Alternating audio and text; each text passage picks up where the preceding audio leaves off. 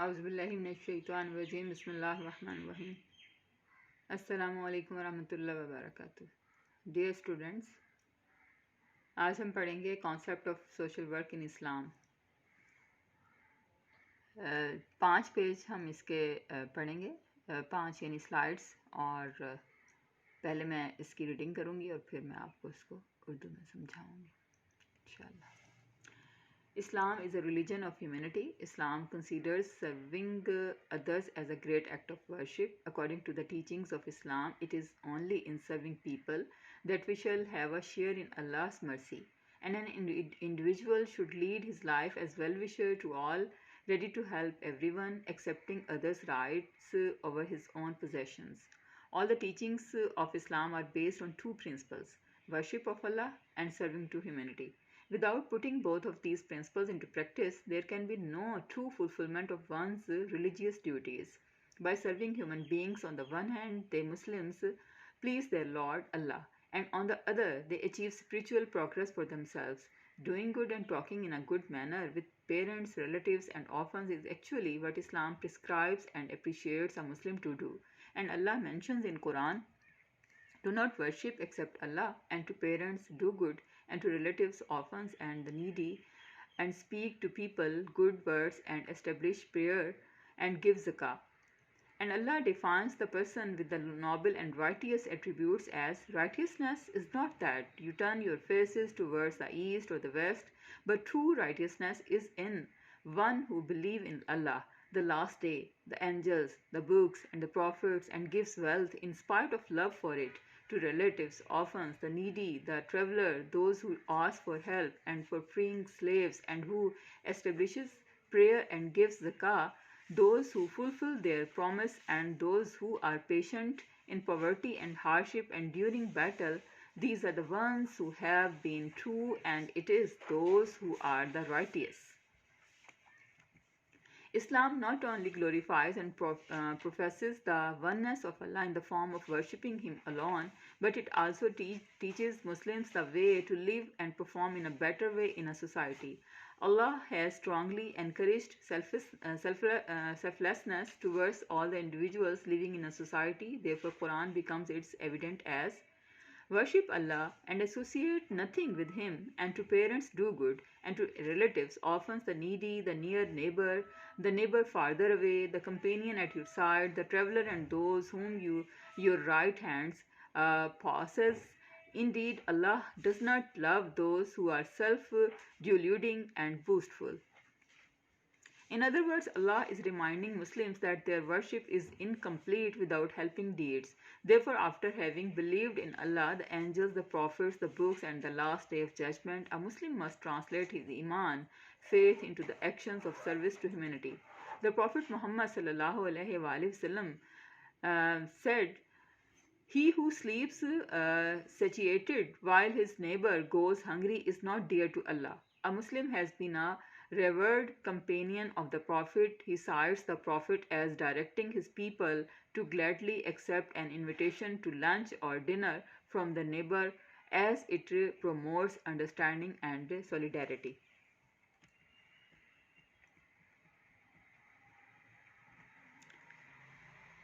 بچوں، اسلام انسانیت کا دین ہے.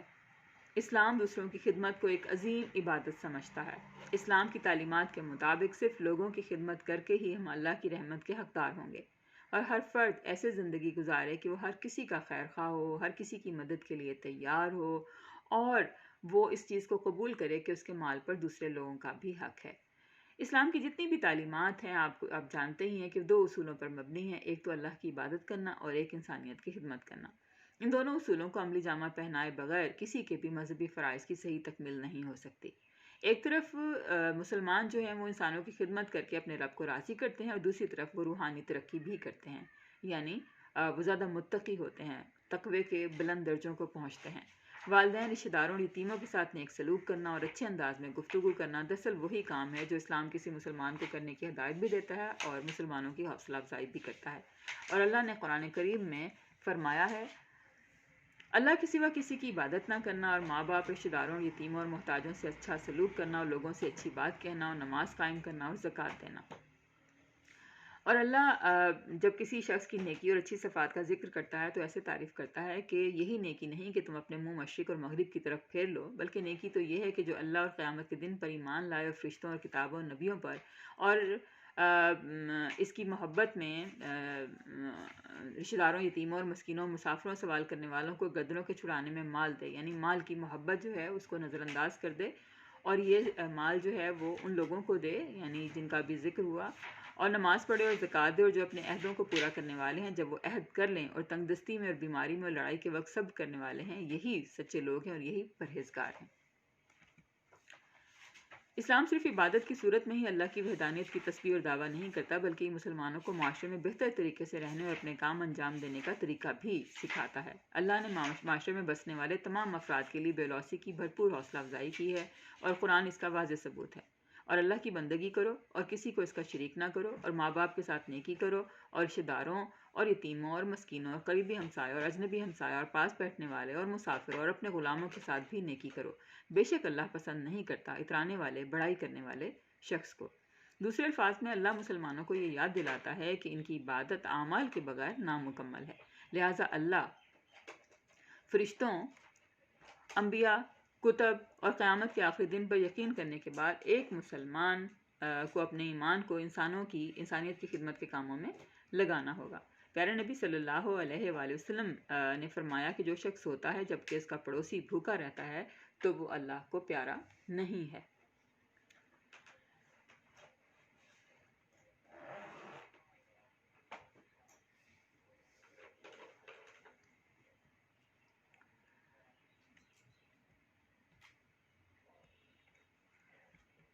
جی بچوں، آپ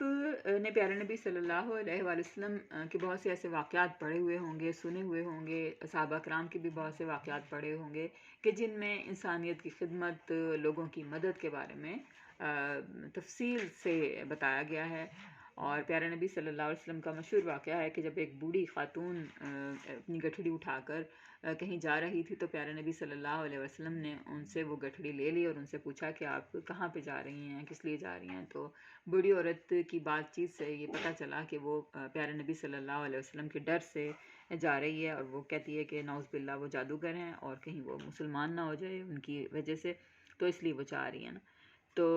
پیارے نبی صلی اللہ علیہ وسلم اس کی گٹھڑی اٹھا کر جب جاتے ہیں اور وہ خاتون پیارے نبی صلی اللہ علیہ وسلم سے ان کا نام پوچھتی ہے، بڑی متاثر ہوتی ہے ان سے، اور وہ پیارے نبی صلی اللہ علیہ وسلم اپنا نام بتاتے ہیں، تو وہ ظاہر بات ہے کہ وہ ان کے طرز عمل سے، ان کے رویے سے، ان کی اس خدمت سے بہت متاثر ہوتی ہے، اس کے دل پر بہت اثر ہوتا ہے اور وہ مسلمان ہو جاتی ہے۔ تو یہاں پر پیارے نبی صلی اللہ علیہ وسلم نے دیکھیں کس طرح سے اس بوڑھی عورت کی مدد کی، اور اسی طرح سے ایک بوڑھی عورت پیارے نبی صلی اللہ علیہ وسلم پر کوڑا پھینکا کرتی تھی، اور پیارے نبی صلی اللہ علیہ وسلم وہاں سے مسکراتے ہوئے گزر جاتے تھے۔ آپ کو یاد ہی ہے کہ پیارے نبی صلی اللہ علیہ وسلم ہر وقت مسکراتے رہتے تھے، اور اس وقت وہ روتے بھی تھے جب وہ اللہ کو یاد کرتے تھے، یا کسی کو غمزدہ دیکھتے تھے تو وہ پریشان ہوتے تھے۔ تو لیکن پیارے نبی صلی اللہ علیہ وسلم عمومی حالت میں مسکرانے والے تھے، مسکراتا ہوا چہرہ تھا ان کا۔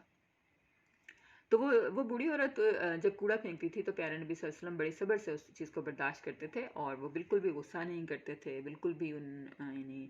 کوئی ایسا رویہ انہوں نے شو نہیں کیا۔ تو ایک مرتبہ جب اس نے کوڑا نہیں پھینکا تو پیارے نبی صلی اللہ علیہ وسلم ان کے پاس گئے اور دیکھا کہ وہ بیمار پڑی ہوئی ہیں، تو انہوں نے ان کی خدمت کی، اور اس طرز عمل سے متاثر ہو کر وہ بوڑھی عورت مسلمان ہو گئی۔ اسی طرح سے پیارے نبی صلی اللہ علیہ وسلم کے پاس ایک شخص آیا اور وہ آ کر کہنے لگا کہ جی مجھے مدد کی ضرورت ہے، اور پیارے نبی صلی اللہ علیہ وسلم نے کہا کہ آپ کے پاس کیا وسائل ہیں؟ تو اس نے کہا میرے پاس دو چیزیں ہیں، ایک میرے پاس کمبل ہے اور ایک پیالہ ہے۔ پیارے نبی صلی اللہ علیہ وسلم نے وہ دونوں چیزیں منگوائیں، ان کو بیچا، اور اس طرح سے اس کو ایک کلاڑی دی اور کہا کہ آپ اپنی روزی کمائیں۔ یہ اصل میں حقیقی سوشل ورک ہے کہ ہم لوگوں کو ان کے پیروں پر کھڑا کریں۔ تو پیارے نبی صلی اللہ علیہ وسلم کی بھی کوشش ہوتی تھی کہ لوگ اپنے پیروں پہ کھڑے ہوں، اپنی روزی کمائیں اور کسی کے آگے ہاتھ نہ پھیلائیں، بھیک نہ مانگیں۔ لیکن جہاں پر کسی شخص کو روٹی کی ضرورت ہے، کسی شخص کو کپڑوں کی ضرورت ہے، کھانے کی فوری ضرورت ہے، پینے کی فوری ضرورت ہے، اور پیارے نبی صلی اللہ علیہ وسلم اس وقت اس کو وہ چیز فراہم کرتے تھے۔ اور آپ کو یاد ہی ہوگا کہ پیارے نبی صلی اللہ علیہ وسلم کے در پر جب بھی کوئی آیا تو کبھی بھی خالی ہاتھ نہیں گیا، یعنی پوری ان کی زندگی اس بات کی گواہ ہے کہ کبھی بھی ایسا نہیں ہوا کہ کوئی شخص، کسی نے آپ سے کسی بھی چیز کی طلب کی ہو، کوئی چیز مانگی ہو اور پیارے نبی صلی اللہ علیہ وسلم نے اس کو انکار کیا ہو۔ ان کی پوری زندگی سوشل ورک پر محیط ہے، چاہے وہ نبوت سے پہلے کی زندگی ہو، چاہے وہ نبوت کے بعد کی زندگی ہو، چاہے وہ مکہ کی زندگی ہو، چاہے وہ مدینہ کی زندگی ہو، چاہے وہ جنگ میں ہوں، چاہے وہ امن کی حالت میں ہوں، جہاں پہ بھی ہوں، چاہے مسلمان نے ان کے آگے ہاتھ دست دراز کیا ہو، چاہے وہ کسی یہودی نے یا کسی کافر نے ان کے آگے ہاتھ پھیلایا ہو، پیارے نبی صلی اللہ علیہ وسلم نے کبھی بھی کسی کو انکار نہیں کیا۔ حد یہ کہ جانور بھی پیارے نبی صلی اللہ علیہ وسلم کی رحمت سے کے جو تھے وہ امیدوار تھے، اور ایک اونٹ نے بھی اپنی شکایت پیارے نبی صلی اللہ علیہ وسلم سے کی تھی، اور پیارے نبی صلی اللہ علیہ وسلم سب کے لیے رحمت العالمین تھے، پورے جہان کے لیے، اور صرف اس دور کے لیے رحمت بن کر نہیں آئے تھے، بلکہ آنے والے تمام ادوار کے لیے بھی وہ رحمت تھے۔ تو ہم پیارے نبی صلی اللہ علیہ وسلم کی زندگی سے بھی اور صحابہ کرام کی زندگی سے بھی یہ دیکھتے ہیں کہ ہمارا جو دین ہے وہ سوشل ورک کا دین ہے، انسانیت کا دین ہے، خدمت کا دین ہے، اور اللہ تعالیٰ کے بارے میں ہم نے یہ پڑھا ہے، یہ سمجھا ہے کہ اللہ تعالیٰ اگر چاہے تو اپنے حقوق معاف کر دے گا، لیکن وہ بندوں کے حقوق کبھی بھی معاف نہیں کرے گا۔ اور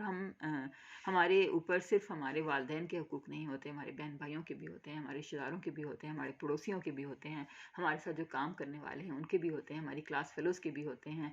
مختصر سا سفر کرنے والے لوگوں کے بھی ہوتے ہیں، اور ساتھ بیٹھنے والوں کے بھی ہوتے ہیں، یعنی ہمارے اوپر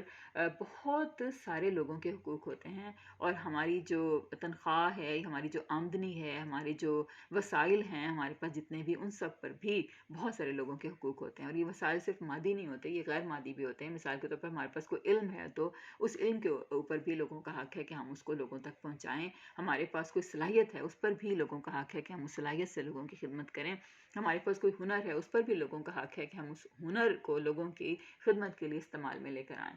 تو لوگوں کے بہت سارے حقوق ہیں ہمارے اوپر، اور اسلام ہمیں وقتاً فوقتاً مختلف صورتوں میں ہمیں بتاتا رہتا ہے، کبھی وہ ہمیں صدقے کے بارے میں انکریج کر کے بتاتا ہے، کبھی وہ خیرات کے بارے میں ہمیں انکریج کر کے بتاتا ہے، اور کبھی وہ زکوٰۃ کے بارے میں ہمیں انکریج کر کے بتاتا ہے، اور کبھی ہمیں بتاتا ہے کہ یتیموں کے کیا حقوق ہیں، بیواؤں کے کیا حقوق ہیں، اور کبھی وہ ہمیں بتاتا ہے کہ پڑوسیوں کے کیا حقوق ہیں۔ حد یہ کہ صحابہ کرام یہ سمجھنے لگ گئے تھے کہ جو پڑوسی ہیں وہ شاید ہماری جائیداد میں بھی حصے دار نہ بن جائیں۔ اسی طرح سے اسلام میں بیت المال کا تصور جو ہے وہ اسلام نے دیا ہے، اور اس طرح کے بہت سارے تصورات اسلام نے دیے ہیں۔ حد یہ کہ جو لوگ